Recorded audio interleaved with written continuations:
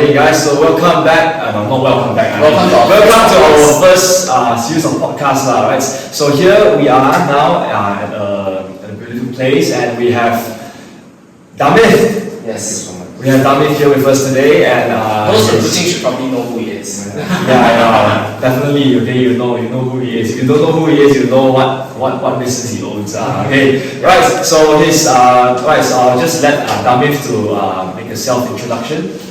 Right. So you can just talk about what's your name and if possible your age. Yeah, if possible your age. I would like to talk about that.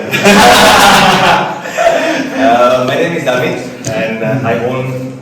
Can I say? Yeah, of course. Right. Okay. So I own Ceylonese Restaurant, the chain. Then my age. I just turned 30. Yeah, I'm in 30s now. From 29 to 30, that's a long gap. So I just turned 30. Yeah, I'm 30 years old, and so I'm in the F&B industry. So here I am. Yep. Welcome. Alright, of course, so our big handsome man with his Porsche outside parking there, right? Yeah. Hey. Okay, so Damith, talk about you have you own a Chinese business. I would consider this I would consider an F&B giant in Kuching. It's a chain, right? I know you have not only one outlet. We have 3, and we have 3 means the one main kitchen with the main outlet, and another 2 outlets, small ones, who's running in a kiosk. So we have another 2 coming up. These 3 coming up this year. So we are planning now. So total, and by end of this year, hopefully it will be around 5 or 6. Damn, that's a very big expansion program. Yeah, because during the pandemic we were crushed for 2 years in a row. So now slowly the borders are opening, so things are turning to a better way. So I think it goes to all the businesses, I think, So we are trying to relapse our whatever that we lost, and we are trying to move on from there and trying to expand fast. Understand. Yes. Okay, I understand. So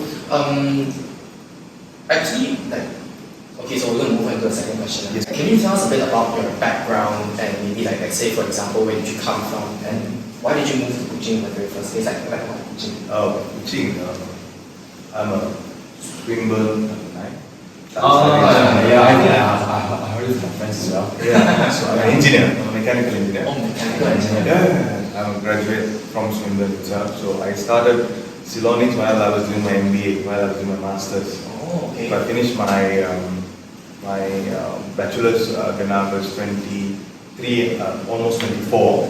So right away I started my MBA as well. But then I didn't really enjoy studying any further. So then I decided, never mind, I just do my own thing. So I was supposed to go back either to KL or either to Sri Lanka. So you're from Sri Lanka? Yes, I am from there. So, but then I decided, why don't I do something since I'm young and everything, So young and you have all the energy in the world and Exactly. adventurous, So you want to do something by yourself. You have that adrenaline all the time in your body. Yes. You want to do something by yourself. But then I thought that I'll just give it a try. So if it works, it will work. If it's not working, then I'll listen to my parents. What did your parents want you to do? Oh, we are basically Asian culture, right? So my parents give not only my parents, normal the Indian parents or the Sri Lankan parents, they give you only 3 choices. Either you become a doctor, engineer, or lawyer. So my sister is a doctor. And I had to become, my sister is younger sister, she's a doctor now. So I didn't want to become a doctor. My dad is a doctor as well. He's a surgeon. So then I wanted to become a pilot, but then my mom didn't let me become a pilot because it's not in that 3 category. So she asked me to become engineer or lawyer. So I said, no, I just become an engineer. So I came here to study. I see. Okay, so that is how it happened. That's how it happened. That was back. I came to Sarawak in 2011. 2011. So I'm here for the going to be 12 years. Yeah. Somewhere around 11 years already. 11, 12. 11, 12, yeah. Oh, 11 finishing, yes. Wow. Yeah. But then what I mean, like, there are so many like universities, all those, but why Swinburne? Why Swinburne? Yeah. Swinburne, why Swinburne? Sounds like a Swinburne ad. It sounds like we're running an ad. Yeah, genuinely curious. You should give me a call. I'll give you my mother's number. Give her a call and ask why Swinburne. Because I also don't know. She asked me to go, I just come. Because it was never my idea. But then she has actually done some good research on education and all this. Because my mom is a professor. So then she said that it's better that you go here. You can finish it off and you can go back very soon. Yeah, I mean you can finish it off and you can go back to where you came, which is Colombo. So you can start something there by yourself. Yeah. But then it was never my plan. I was like not here, not there when I came here. I never want to come here. I applied for the flying school in Florida. Oh, you really wanted to become a pilot? Yeah, like madly wanted to become a pilot. But then my mom said, no, you are going to Kuching. I don't even know where is Kuching. Yeah. Hence my question just now. I didn't even know where is Kuching. I didn't even know where is Sarawak in 2011. I'm like young, 18 years old, I smoking here, go party here, party there. Yeah. When you say Malaysia, all you know is KL and Sunway and all these things only. Yeah, that's When true. you tell Kuching, I didn't even know how to come. So my mom had to send somebody together with me to drop me here. So then they dropped, then they went back, I'm still here. 12 years later. Yes. Yeah. Because she thought that I think I've said this even in the previous interviews, like she thought that when I'm here, there is not much of a disturbance, so I will fully focus on studies. But she was wrong. Yeah, now that she was wrong, because if I was to fully focus on studies, she thought that I'll finish it fast and I'll go back. But then no, I loved it here ever since I came here. So you find Kuching actually better? Yeah, I find it like very peaceful and Better than nice. expectation. Oh yeah. Oh yeah. That's allowed. That's allowed. Oh, yeah. Sure. Alright. Okay, so since like you came to Kuching, your entire journey coming to Kuching, but like okay, so your path at the very start was you wanted to become a pilot. Your mom didn't allow you to become a pilot. Then you were studying to become an engineer. You were taking a master's in engineering. Well, no, MBA, a master's in business administration. Oh, a master's in business administration. Okay, so how, like what made you move towards wanting to start up Ceylonese Restaurant? That's like everything within your life at that point did not lead to restaurants, right? Yeah. Yeah, because you see, like, okay, we finished the bachelor's, right? Okay, what is everybody's goal? Find a job, am I right? Because your parents have spent so much of money on your education, and before even the degree, you have to go to a college, like your secondary college, then you find a university, then you will find your path, then only you can go to the you have a vision that you want to do. Get a job, then settle down. So, but for me, when I applied for jobs, it was very, very, very difficult to work. So, I didn't want to work with my father, even though we do have, my family does own business, like related to oil and gas, back in Sri Lanka. But then, I didn't want to go into all those things, or with my mother's other business and all these things, to go into family business. I want to do something by myself. So I tried to apply to a lot of jobs while I was doing my master's. I couldn't even get a single interview. Job is very far, at least to get a proper interview. So I applied everywhere, even in Singapore, even in Kuching, even in KL. It was very difficult. So I didn't know whether I was lucky that I couldn't get an interview, I couldn't get a job. So I didn't know I didn't know that what to do at that time. So then what I did was I thought never mind, that I will start slowly, I'll do something by my own. So I was really happy in a way that I found that my passion is about, like this, we are talking, we become friends. Like if I meet you one time, I'm sure that next time I can call you a brother, or I can call you bro, I'll become very friendly with you. So that's a part of, we call it, not the charm, but it's just like the gesture that you have towards people. So that seemed to work on me, even in the university. So we used to host a lot of events and all these things. Sort of, yes. But let's call it events up.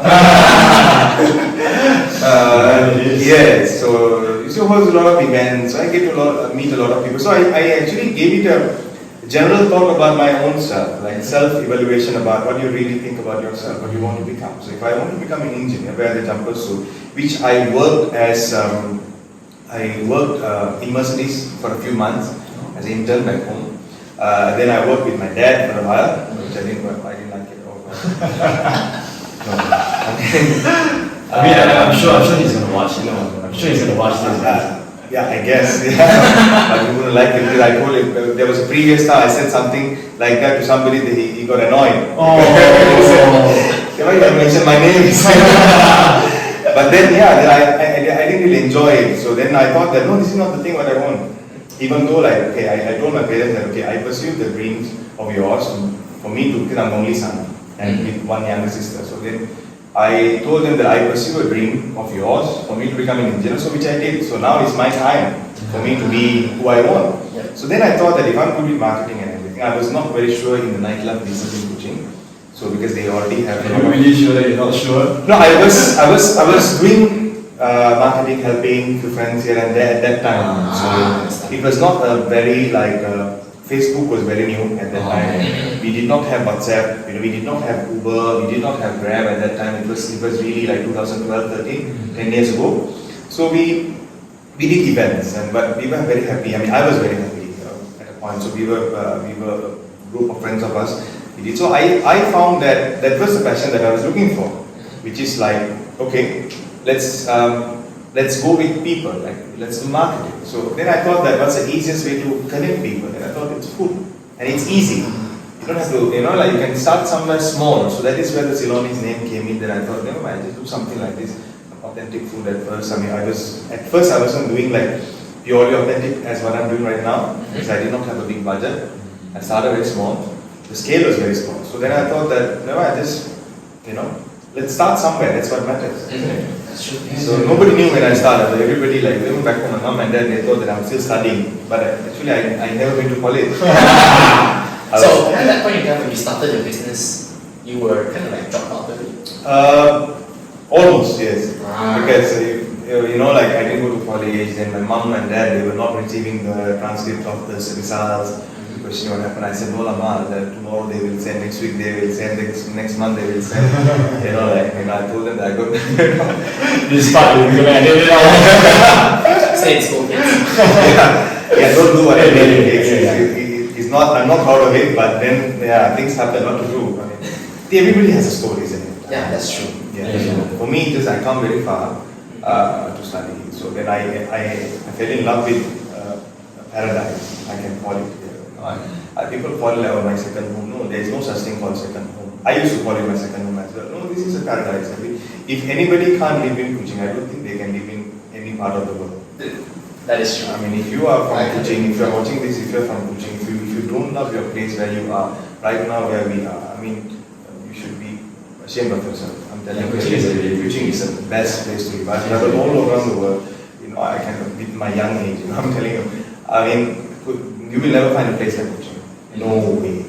Impossible. That I can agree as well. I would say that the bond between Kuching people are different. It's good. Really good. Not just people, it's just the place.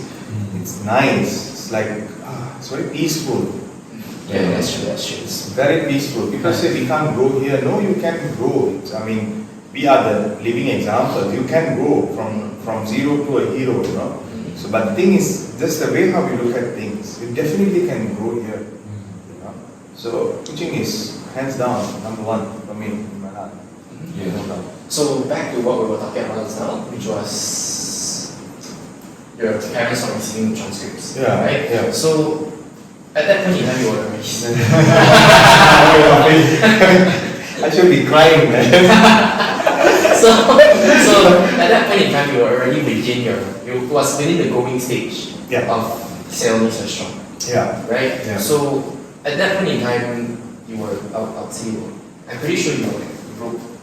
Yeah, again, when nobody knew that in my family, because you see, when you are a fresh graduate, I was back home for a while. I was working with so I had a little bit of money I kept even in Kuching because my parents used to give me money. then they used to, in Malay we call it sayang me, right? My mom and dad used to sayang me a lot, you know, like whatever I ask, they normally give.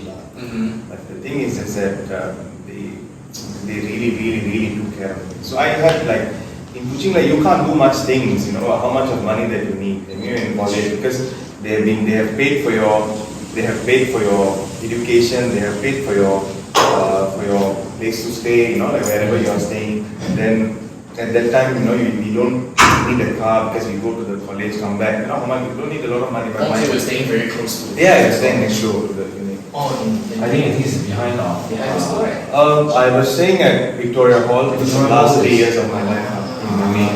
It's a good place. I mean, Yeah, a lot of students staying there as well. yeah, mostly foreigners. Yeah. So I loved it there. I mean, so then we have nothing else to spend. So everything, whatever that you do, is just that for yourself. You know, like if you don't want to spend that money, just keep it in the bank account. So I was just saving money. So then it was all in the account of my own personal account in RSP bank. You still remember? Yeah, I remember that. You still have the account? No. I haven't used it for so long, ever since I left the college. So then, how I started Ceylonese is like the money that I've saved from there, and it kept on going and going and going. So whatever the money was enough for me to start something at first, because I saved so much of money from there. Then the events that we did so many events. I can you can even see later. I can show you some of the pictures that we did. So we did like massive events like college parties, this and that. We did fashion shows. I mean, it was really good at that time. So then, after that, the money that I have, everything I done with this one. That's how it happened. So you went all in? All in. I said, for me, I thought that I die, I don't really care. But if I think now, oh God, I'm so stupid, why would I do that? Now if you ask me to dump in this and that, I'll do a proper analysis and everything, all these things in order. Yeah, I'll ask from people whether this thing is a good idea or not. Then I'll go like 1 week, I'll just take off, I'll just think, I mean, before we do any investment, we think twice now. At that time, no, I won't do it, I'll do it now. You don't care, you know. But as you mentioned just now, we all start somewhere, right? Exactly. Yeah. So I was like, it was very itchy for me, until I start something. I didn't want to stay in the room and doing nothing. You know, every day I was looking at the laptop, googling this and that, how to do this. You know, you go to Pinterest and everything, just check. You know. So I just started with something really simple. Then with the 2 workers, I remember they're from. What was your first town show? That's the same thing. Really. Oh, it's the same But same place. Yeah, same place. I started there. Maybe one shop. Yeah. It was very small. At that time, I got 2 workers and me, 3. We started. Yeah. So I'm guessing maybe every day you're putting 18 hours in. Oh, yeah. Yeah. So then what happened was like that was starting, so nobody knew. So then my graduation came, because after the degree, right? You don't, because I remember when I graduated, it was after 8 months or 9 months that we had the convocation. So my mom flew down for convocation. My dad wasn't around. So my mom came. So my mom thought that I was studying for MBA, because I came back after I finished. I went back. Then I came back again to study my MBA, because I was here. So when my mom came for convocation, so I brought my mom to the restaurant. At that time the restaurant was open, small place. I still have the pictures. So at that time I got 3 workers. I remember. So there was nobody. At that time, your mom still, she's not aware of. No, she doesn't know anything. Oh. So she just came to the restaurant. It's like, okay, my friends can still confirm this. My friends who were in there at that time. My mom, it's like, that's why I introduced my friends to my mother and everything. Was sitting there. I said, Ma, I booked the place, you know, like today we are going to have dinner here. My mom was there only for 3 days, 2 nights. So she came with my sister. So then people come and say, boss, cancel now, boss, can do this, can do that. Then my mom asked me, why? Because in the language it's not boss, it's something like when you own a place or when you're a boss, right? Yes. Why these people, these boys are calling boss? And you know, they call it Ceylonese. Who is the Ceylon guy here? I say, I don't know, it's just a place called Ceylonese, just come and makan, and they will just eat. Then on the way to airport, or I remember like when she was just about there, I just told my mom, I said, I'm no longer studying. You know, so I quit. You know, I don't want to study. So the restaurant that you went just now is iconic lah. I just told my mom. Then my mom got annoyed. My mom said, I'm going back today. She was supposed to go the next day, so she just told me I'm going back now. But this thing is when your father hear this, it will not be good. Yeah. Then when she left, didn't say anything. I mean, her time came, she went back. And after that, 2 days later, like like every month you get a allowance from your family. I mean, I get that. So that was money that I was saving. So I was still getting it. Then 2 days later, I got a message saying that my card has been declined. My dad, I said, no need to give him any money. So you cut off lah, basically. No, nothing. Serious, like zero, none. Everything is like at that time. So I left. After that, I left Victoria Hall, and I was staying at a very small place near the Satok there, on the third floor. So it's very far from Ceylonese. No, it's just like Satok to Ceylon is like 10 minutes in the morning. In the morning. Yeah, so I was just there near Haji Tahan. Oh, okay. So I was staying in a 250 ringgit room. Just to cut down your expenses lah. Yeah. So basically, I treat that place just for me to sleep. I just go up, I sleep, then I wake up. I mean, I go to the room around 2 o'clock, and I come back around 7 o'clock in the morning again. So that was the whole routine. So I just work. So yeah, so it has been like that ever since. But then we slowly we went up.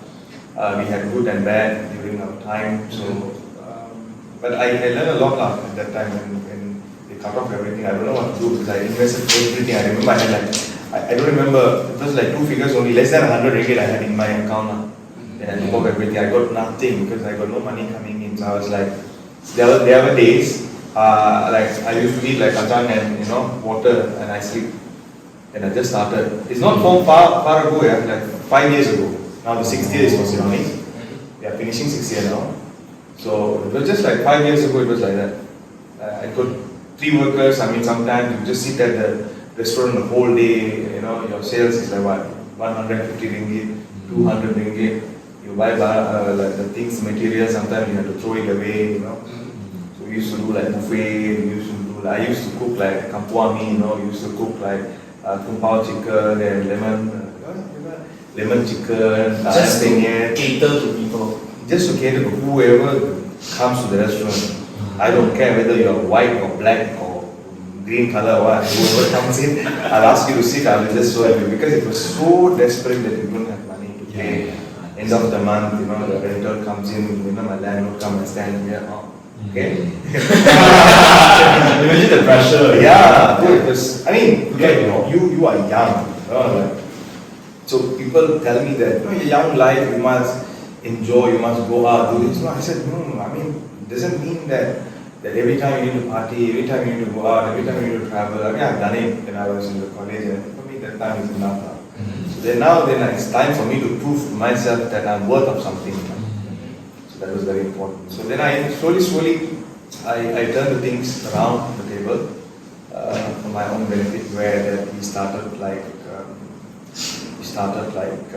with a different menu. Then I saved money to bring new workers. Then I had different kind of vision in my mind. So which ultimately it worked in a way that first 2 years of the business was tough, like really tough. That's what I mean. I remember at the place where I was staying, like 2 o'clock, when I go up, I had like a queue of workers, like Indonesian workers. So they were staying the same floor as me. Yep. So then they were all standing for the washroom to shower. So you had a long day from 8 o'clock we opened the restaurant until 2 o'clock. You go back to the dome around 2:30. Then you had to stand in a queue to shower at 2:30 in the morning. There is no hot water. It's like cold as cold as ice. Then just wear a towel and stand there. After that, one by one finish coming out. Yeah. So is there time limit? Is there time limit for your shower? I don't know. For me, I just want to quickly because I have to sleep. Then I have to get 3-4 hours of sleep. The next day again we back to work again. So you've got no time to talk. So at that time, we just started like WhatsApp, Facebook, like big time. So it was a slow game. But then, what do you call it, consistently, then you are just thinking about the future. Then I always thought that if I keep on doing the same thing what I'm doing right now, I think I will reach somewhere, you know. But then talking about this, I really want to ask, like when you started Ceylonese and when you just like hit the ground running, what was your vision of what you wanted to do? I had no vision. Or you just wanted to get by? No, I just want to do something. Okay. So that's why I said consistency is the key. Like you keep on doing the same thing every day.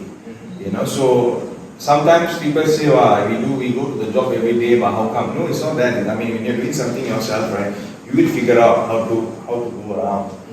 But in subconscious, you actually learn something along the way. Every day we learn new things, right? I mean, every day, like, okay, yesterday I didn't know you, yesterday I didn't know you, today I know you, tomorrow we are good friends. It's like that. It applies to everything in life, you know. So, I mean, if I didn't achieve for the last 6.5 years, I don't think I'll be sitting here, right? Am I right? You know? So that thing comes, experience, then your hard work, your effort, you know, so it comes along when you play it right. So what for me, when I was keep on doing the same thing, right, I learned that you know, like nothing comes easy, but you have to be busy at the right place. If I tell you, oh, I'm very busy, but end of the day, if you're not making anything, if you are not even happy with what you're making, like, what's the point? You're just being busy but not productive. Exactly, you know. So the productiveness, you know, whatever that you think that is productive. Sometimes people say, okay, I make 2,000 ringgit a month. Wow, I'm very happy. You know, if you're a fresh graduate, you will say, 2,000 ringgit basic. I work in a bank, I work here, I work there. Wow, so nice. I'm very happy. You know, then another person say, okay, I'm selling like what. I'm doing crypto whatsoever, I make 5k a month, I'm very happy. So if you're a businessman, you say, okay, I make 50k, like, okay, I'm very happy. You know? So it's very subjective. You see, that's true. It's very subjective. But the thing is that as long as you are happy with what you make, you are happy with the way you are going, then you know that you are doing the right thing. That's how I look at it. That's true. But then at that point in time when you were making let's say you were I was not making anything. Yeah, you were not making anything. You were struggling to make ends meet, right? Yeah. What actually kept you going? Oh God, that's one thing I don't want to go back now. I mean, that is the main thing. Because like, when I got cut off from everything and everybody in the family, I always thought that, okay, what's next? What I'm gonna do? You know, I got no money. You won't remember. You won't remember. Not really. There was a point in the second year, I put my restaurant in Mudah to sell it off. Yeah. I got no money to survive. Starting second year. Starting the second year, I got no money to survive. Just after the first year finished, I put my restaurant in, I remember it was 98,000 I want to sell my restaurant. I was in a bad shape, you know, like I got this whole saga, you know, I was driving that thing, you know, like it had a hole in the top, you know, it was like water dripping. I had to put my hand, then I'm driving every day. The starter, you know, the whole starter doesn't start. Then I have to call the mechanic for standby every day. The moment that I call, okay, where are you now? He called me, you know. So because it was tough, I can't even afford to buy a car. So I was renting this car for 600 bucks, and I saved money. 600 bucks a month. The saga, because bro, I couldn't pay 3,000 ringgit to buy that thing. Okay. So I was renting it at first, but that was my first car I was driving by my own. Then I bought it after like 6 or 7 months. I paid another 3,000 to buy the car because I liked it. So I saved while I was paying 600 bucks. I don't have a way of going to work and to buy the things and everything. So I wake up at around 7 o'clock, I buy everything, reach the restaurant at 8:30, 8:40, we open the restaurant until 2 o'clock, we're just there. I'm just there, I have no place to go. Where am I going to go? Nothing. Where do I go? Where do I sit? What do? I can't do anything. So it took me a lot of my own time. Just sit there. talk with the staff. That's how I learned Malay, how to speak Malay. Oh. Yeah, because I got my staff at that time local, and I got 2 Indonesian staff. So I tried to learn Malay from them. I'm the Malay chef who was cooking for me. So I learned Malay, what do you call that, the slang and accent from them. So yeah, and I speak 7 languages fluently. I mean, my best customer until now, my longest lasting customer, who's very close to my heart. He's one of the reasons why I'm still standing today. The first, he's a lawyer. He's a very, very, very well-known senior lawyer. His name is Paul Tan. I can say it in the video. Okay, so the first day he came to the restaurant, he just told me the thing. I was not there, but one of my friend who was working at that time, who was running the place together, he was there around at that time. Because I went to college. I remember during my first few weeks, he told me, you put your name as Ceylonese Restaurant, but all the food is Malay food. What's your problem? I don't eat it. Throw the window in left. Yeah. So that is it. So it was tough because you call it Ceylonese and people come and sit down. Hey, you sell ampenne, you sell lemon chicken rice, you sell mi mama, you sell like mi goreng and everything. I mean, of course, la kolomi and everything. Who would want to come? So. And I was selling like Cantonese mee and all these Cantonese things. mee? Yeah. The fried ones and kway teow and everything, tomato kway teow, everything. We had a long menu at that time. All local food. What's the point? So then they were questioning me why. So that is why I have to change the direction from local cuisine, because I can't afford to get a Indian chef at that time with no money. So that point that incident actually struck you to actually become better. No, to change direction. To change the direction, eventually become where you are now. Yeah. So then I started doing like naan. I started doing biryani. Then my biryani was bad at that time. My naan was bad at that time. Oh my god! It took like to build up a proper a recipe and a process. It took me like 2 years plus. Wow. So long. Yeah. You started changing direction, started changing the menus after 2 years. Remember the time that I told you like I want to sell? Yeah. The restaurant. So at that time I thought that like this is not right. This is not going at the way how I want, because every day people come and look at it like throw it away and leave. So it was bad. So I knew that I had to do something about it. So that is the time that I thought, never mind. You know what? We slowly do something. Get somebody in. Then then we'll see. I thought I want to do roti canai at first, but then I thought that roti canai is not something that I want to do. So it's difficult. And I thought naan was something that I had in my mind for the longest time. I want to do naan. I love naan. Ever since we used to travel a lot to Sharjah because of my mom. Then Sharjah and Dubai, they had a lot of pita bread, stuffed bread, naan bread, tandoori bread, jali roti. All these things are very common in Middle East. So I used to love it there, and that is how I learned how to speak Urdu and Hindi and all these things. When I was traveling, I used to stay there a very long time. So then I thought that I should do something with that kind of food. That's why I went to India, then I checked and brought somebody in, got things sorted. So it took a long time to progress. Progress. So it was a long process that we came along. It was not easy. Till now it's not easy. But yeah, it's like. It's actually a key takeaway from what you just said just now. Basically, people are afraid of changes now most of the time. Yeah, that's true. Yeah, people are afraid of changes. Even though if they started something, they think that, what if I fail? But we just hit your head towards whatever is the plan first. Yeah, but the thing is it actually for me it was a failure. When people failure means when it comes to rejection for a young man who is very adventurous, rejection is no, rejection hits you so bad. You don't mind a girl come and say to me, you know what, I don't like you. Get out of my life. It's fine, okay. You are done, next come. But if you tell when you're young, no offense. But if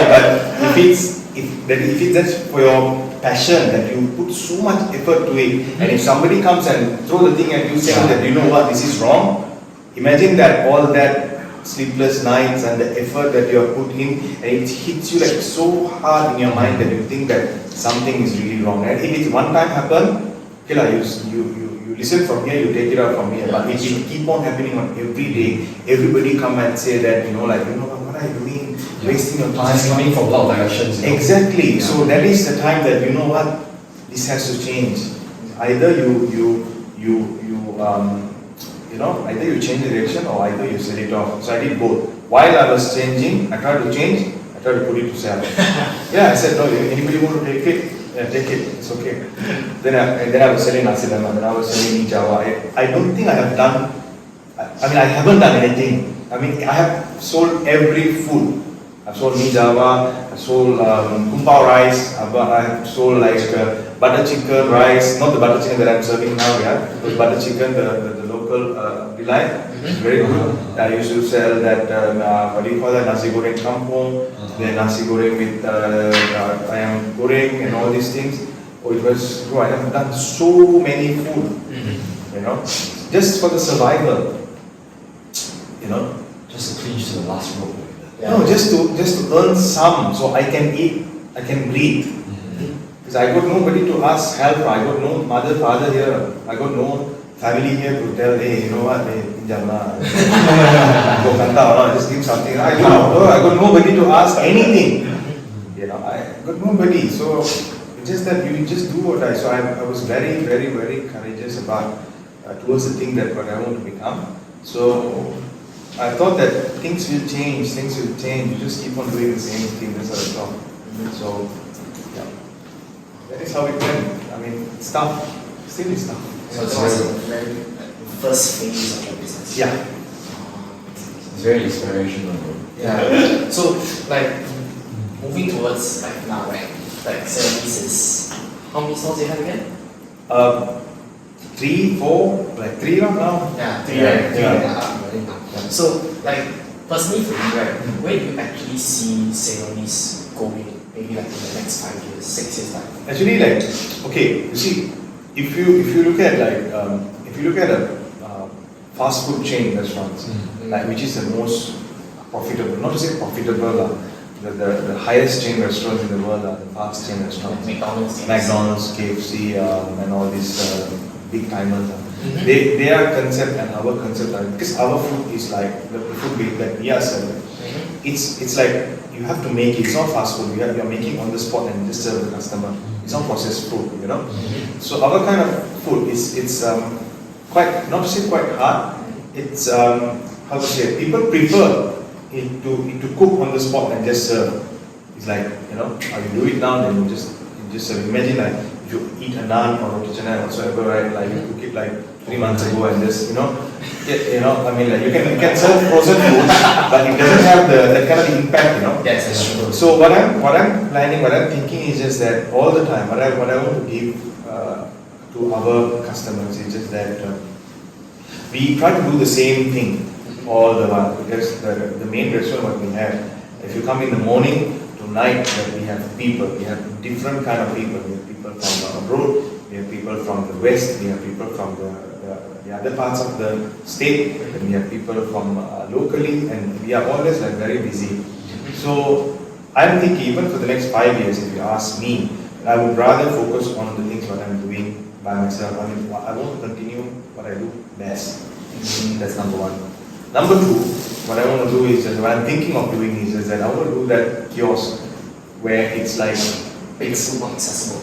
Exactly, yeah. So, but if you want to eat the other thing, the rice and all the other things that we are serving, then you can come to the main store and eat, But the most important ones, the main outlet will remain as it is. It's going to be the same thing, because that is where I started. So I always want to be there. I don't want to change. Change the location wise, but the direction that we are going right now is just that it's like accessible for people. For everybody, whoever wants to go there, you can go there anytime and sit down and eat. Either you go to the main outlet or other place, but the limited choices will be for the small kiosks. Yeah, so that way you can actually you can distribute your food, every day you will have new customer, new outlet, new customers. Get more people to know it's brand. Exactly. Yeah. Understand. So, like, since we're talking about getting people to know your brand, right? Yeah. So, at that point in time, in this second year of your business, where you started to change your direction, how did you, like, get people to know that you are actually, like, get people to know Ceylonese? I mean, the awareness. Yeah. So the awareness came from, like, Kuching and like the area that we live. Yeah, the density is very high. A lot of people, but people know each other. Like if I go to a good place, if three of us are friends, I'll tell you, hey, that place is good. Then he will tell you, hey, that place is good. So at that time, like, I was new, so I don't understand that, hey, today you come with him, and tomorrow you come with somebody else. So I didn't understand that we call it a chain effect. I call it a chain effect. Like, one person to another person to another, So then I realized, hey, how come I see same faces with different people every day? So then they become regular, like they become friends, like they become like, oh bro, I'm coming today, they'll give me a call or come. So that is how that the business becoming like, not to say like making a lot of profit and a lot of sales, it becomes stable. Yes. I see people. Not like empty, like you can play football in the dining area. Yeah, if you learn for the first 1.5 years, bro, I mean nobody is there. You can play football, you don't care one. The last area will be the goal. One goal. We used to play here, so it was like that. So then, like, so you get to see that movements. So when the movements are there, that the customers who are regular.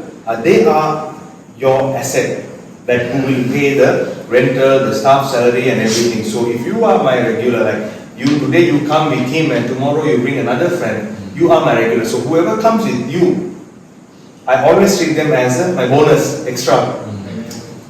So imagine like that, like along the way that if you bring 10, the 10 become 10. It's like the chain effect, like a pyramid.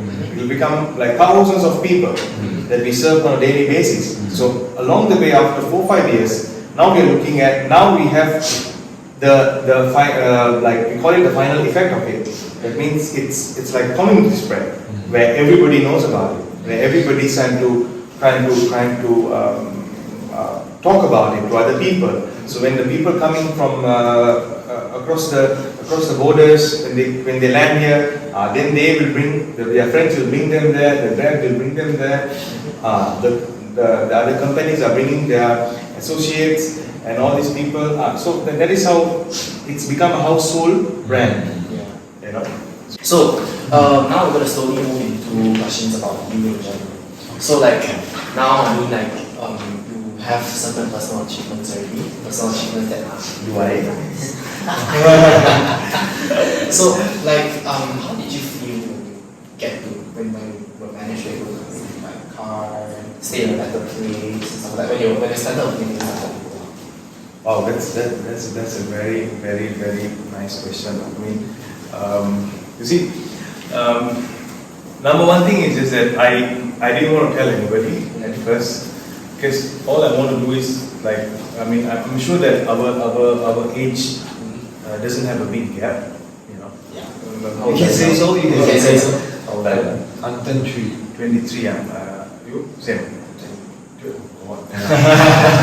Okay, so we have like not that long, not that far. Yeah. So like when you start something from I started Ceylonese when I was 23, 24. So I worked so hard, and I just want not to say my success to make sound. It's just that I want my. I always want to think that for myself, it's personal agenda in my mind. It's just that I have come so far. Like 6-7 years of hard earned money, hard work. I have come this far. So it's something that like you feel that if I have come this far within these 5 years, 6 years, where else can I go? I mean, how far that I could reach, how far that I could fight for to achieve more things in life. Because I mean, I think life has. I mean, I don't believe putting money in the bank, and I don't believe saving everything. Oh my God, I'm gonna live like this. Not financial advisor. No, because yeah, I like to tell people that, you know what, it's not always about that. I mean, if you get to live, if you can earn it, if you can spend it, you just do it. Because end of the day, that you have worked so much hard for it. As long as you don't owe anybody, you don't cheat people, you don't lie to people, you're good to go. You can do whatever you want with that, with the hard-earned money that you want. Because at least that even people recognize it. Like, you know, like they know, like you say that you see me working hard, you see me growing up. You know, when people who has been to my restaurant 5 years ago, and then they come back now, I'm still the same person. I still serve the people. I can still clean the table. I can still cook, go to the back and cook. I can still take care of my customer. I still can make drinks for the customers. Because even though that the time has given us a lot of opportunities, that we remain to be the same. I mean, I remain to be the same person. So that hard-earned money or hard-earned way of life, I thought that I need to relax. I need to enjoy, because that's how the life works. One day we might never know. Things can happen. Like when pandemic came, did anybody ever guess that we might have a pandemic? No one knew no one anything. I mean, you know. So things happen. So what can we do? So then just live life. So that is what I thought, that, you know what, it's okay.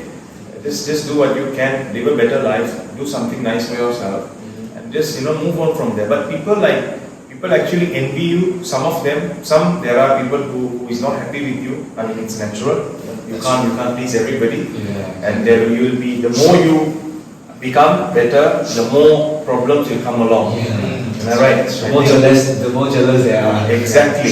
You know, in the local dialect, we call it, got red eye. Yeah, red eye. Yes. That's why I want to buy a red car. So they can, you know, sama punya cantik oh, okay lah. I mean, because that is how it is. What you do, you know, that's life. You know? So never mind. Just leave it while you can. Enjoy. Just have a good time. So when I changed the lifestyle, that's what I thought. I mean, like it's your own life. Why not? Yeah. Considering after everything we've been through. Yeah.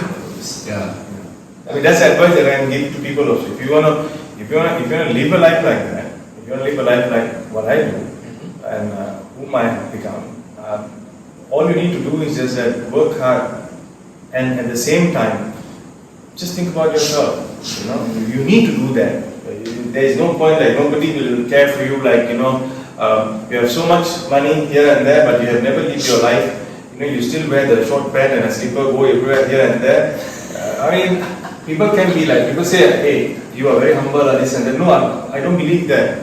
At least like presentable, nice, you know what you're doing, you're very happy with what you have, you know, then you are, you know, like people can tell you like, oh my God, you just buy the car just to show off, or oh my God, you live here, you own this, you own that just to show off. No, it's just that's the way how I think about life. You enjoy, you relax, you do your thing, what you like, then you just, that's it. You know? So all of these are all the challenges that you currently face and you used to face as well. However, throughout your entire slowly building business, when Ceylonese was just a very a shop, just a shop, right? So what was actually the worst experience, if you still remember it, that you faced throughout the entire process of slowly building a business? Worst. There was one time that the worst thing that there was one time I had one of the Indian boys who's still with me. I have two Indian boys and 3 local staff. One Indian boy and 3 local staff working for me. So they had a dispute among themselves, and I didn't know until today what happened. The next day they didn't turn up. Everyone, just me and the Indian guy, my staff, both of us only in the shop.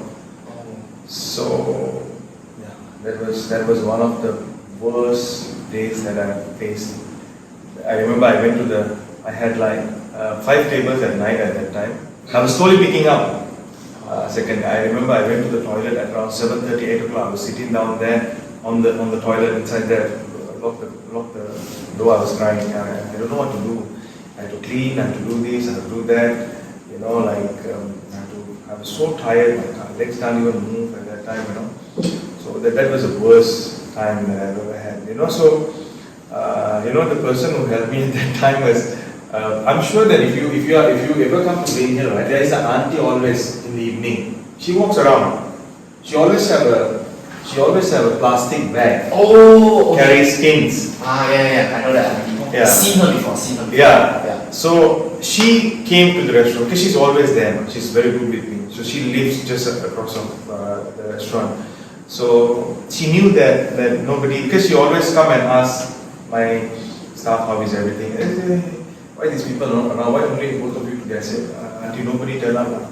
She and her sister washed the dishes. Wow. 1 month until I sort out everything on a daily basis. She come around 9 o'clock in the evening, she washed. So just for that gratitude, until today, everything, all the milk tin, the tin that we use, the recycled tin, then the Coca-Cola tin, everything, until today, everything in my restaurant, we pass it to her. Until today, it's already 5 years now.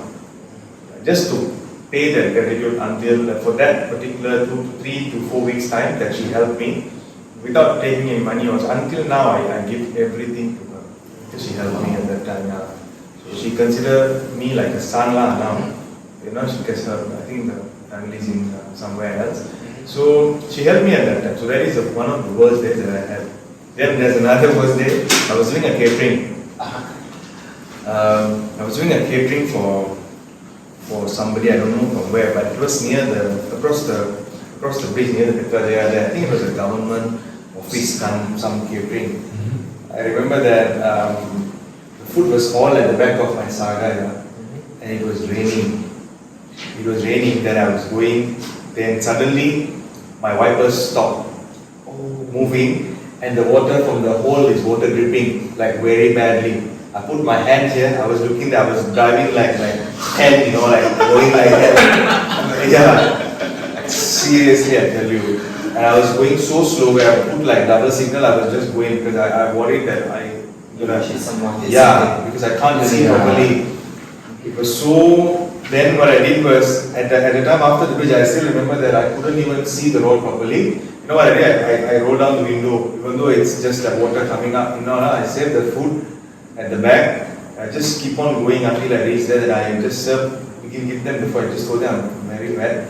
Please help me to take the food, and after that I just sit down there for like half an hour. When I was so disappointed in myself. I just told myself, what am I doing? What the hell am I doing here? I have a beautiful life back home. What the hell am I doing here? There's always some time that you might slightly regret. But that slight, how did you overcome it? It's tough, bro. It's just that, no is not an answer. That kind of vibe that I always said, I don't take no as an answer. So I just know that I feel like so malu, so shy to go back home without nothing. Just to tell that, to go and tell my mom, and especially to my dad, hey, I couldn't make it, I came here, and he looked down on me.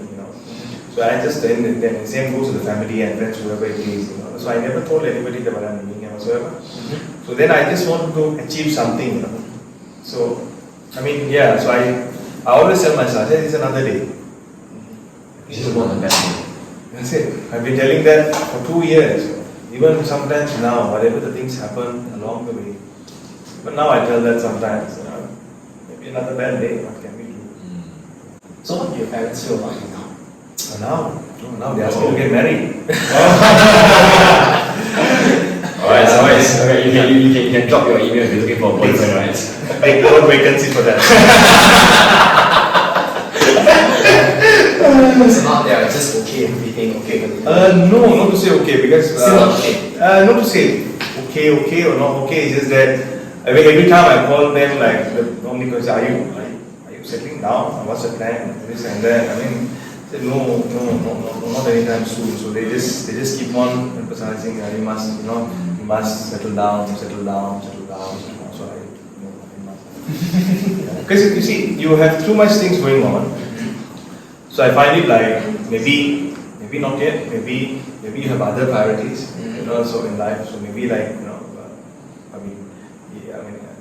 I would rather like have better things to do. I will not like regret one day and I would have done better or would have focused on my business better or something like that. So I still don't feel the urge that of getting settled down. So maybe when the time comes, who knows? Yeah, that's true. So like now it's about an hour plus we're talking about your business, talking about you. So like what personal advice do you have for maybe people who are either struggling with their business now, trying to make ends meet, or not sure whether they want to start their business? Just any general advice you have for people out there. For youngsters? Yeah, youngsters especially. Yeah, I mean, for the youngsters that I always tell that whoever come and ask me this kind of thing, I always say that. One thing is just that you have to have a better focus on what you want to do in life. Number one is the focus.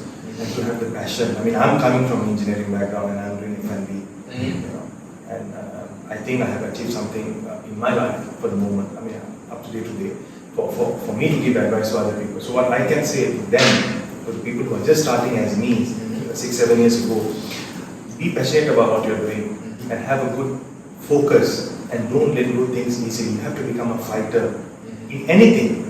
It could be any job, 8 to 5 job. It could be a business that you're just about to start. It could be a young startup, like a very fresh startup, or if it's just a business that you're struggling to get, for your day-to-day life of a business.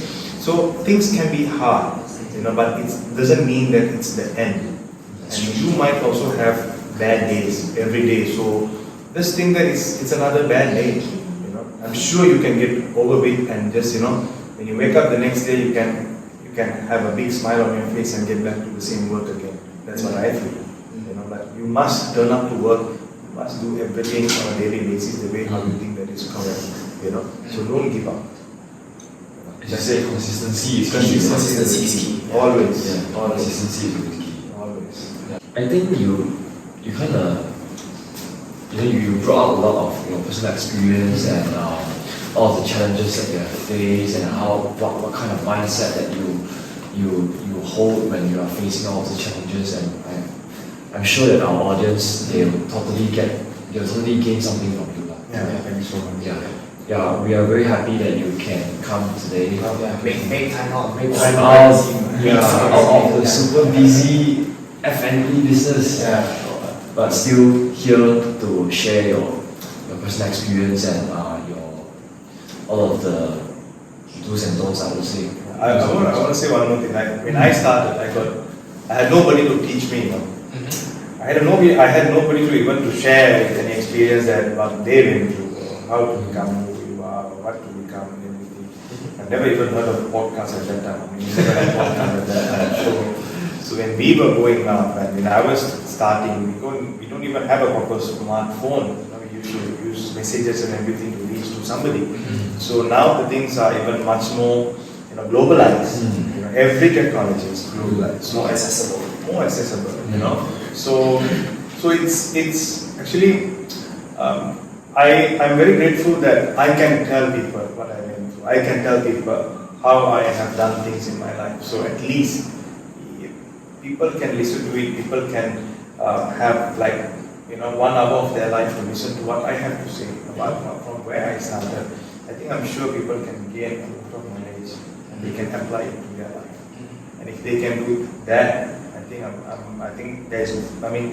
it will make me happy more than even the money that I earn. It doesn't really matter. I think you're this kind of person. Yeah. So I think you're very people related. Yes. So I think that is why I'm here today. Because I can tell people that what you can do with your willpower and your focus and your consistency. It's very important. Thank you so much for bringing me. Right, so I guess it's the end of our podcast, and we're very grateful that Damith is here tonight. Right, so if you like our series of podcasts, then give us a thumbs up and probably definitely going to be more in the future. Okay, so probably our second guest, we guys can look forward to lah. Okay, so yeah, I think that's it for tonight. Right. Thank you. Thank you. Give you a round of applause for Damith.